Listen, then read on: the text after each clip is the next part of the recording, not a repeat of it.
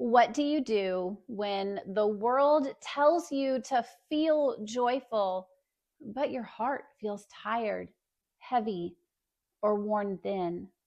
When merry everything feels less than holly jolly and your world just lacks joy? Today, I want to remind you of something freeing. Joy isn't rooted in fleeting emotions. It's rooted in your relationship with God. Hi, friend. If we haven't met yet, I'm Christina Ryan, a faith-based mindset coach helping you break free from toxic thoughts so you can discover the leader within and walk confidently into your God-designed purpose. And today we're stepping into week 3 of Advent, joy.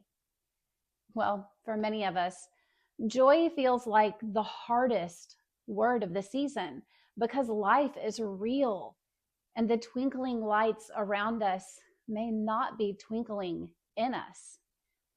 Here's the truth. I want you to breathe in right now.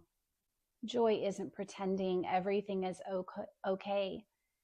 Joy is Jesus in the middle of what isn't.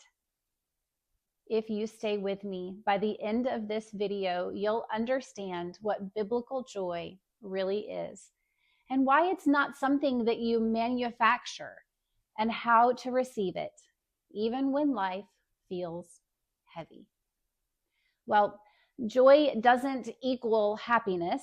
It isn't hype. It isn't denial. It isn't forcing a smile when your heart is hurting. Joy is a gift we receive when we accept Jesus. Jesus himself said in John 15:11, that my joy may be in you and that your joy may be full, complete. Earlier this week, I heard Wendy Blight define joy this way. Joy is Jesus, only you. Joy lives in us because Jesus lives inside of us. Jesus's joy can't fill our hearts when we're focused on our circumstances, our anxieties, or our expectations. Joy fills our hearts when we focus on Jesus right in the middle of the mess.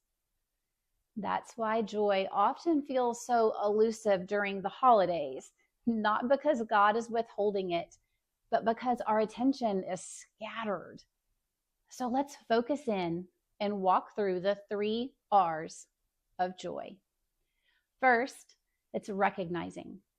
Psalm 42:5 says, "Why, my soul, are you downcast?"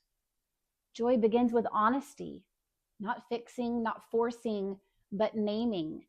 It starts by recognizing what's weighing on your joy. So ask yourself, where do I feel discouraged? What am I carrying that feels heavy? What grief, disappointment, or exhaustion have I been pushing down? God doesn't require cheerful pretending. He welcomes honest hearts. Remember, joy is a fruit, and sometimes we have to get rid of the weeds so that the fruit can grow. So recognize what weeds you need to pull up for joy to grow. Next up is release. One of my favorite passages in Scripture is Hebrews 12:1-3.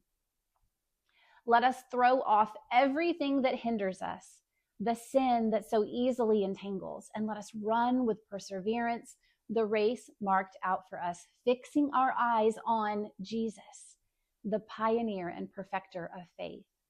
For the joy set before him endured the cross.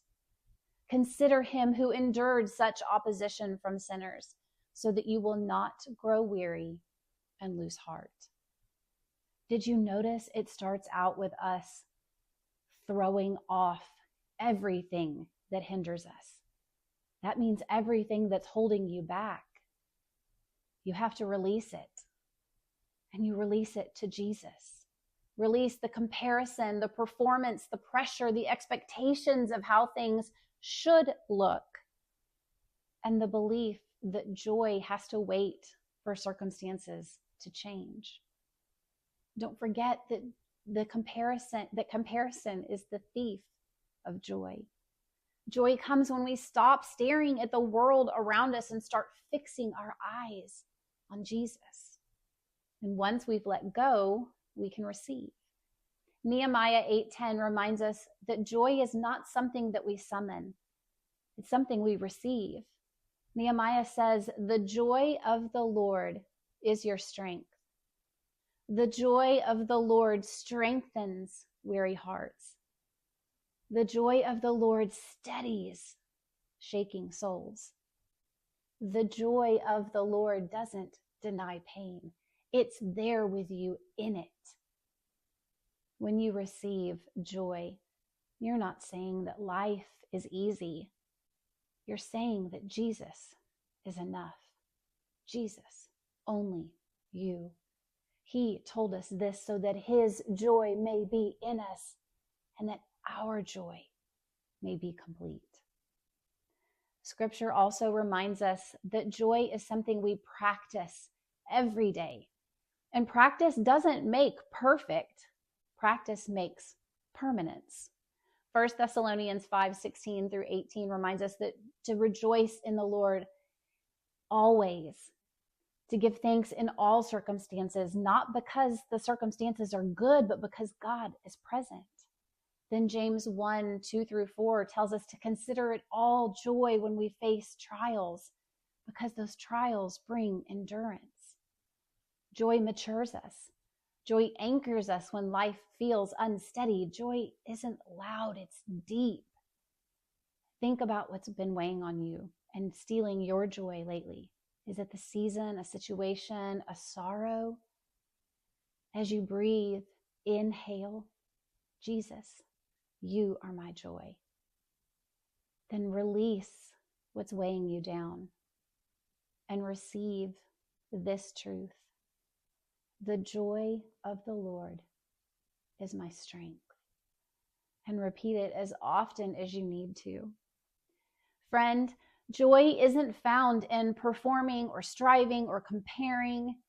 Joy is something you're invited to receive. If you're new here, you can check out my other Advent videos, and I'd be honored if you would subscribe or comment below. And then don't forget to come back next week for week 4, Joy's Companion, Love. Until then, remember you are not broken for feeling tired. Joy is still alive in you, and Jesus is holding you steady.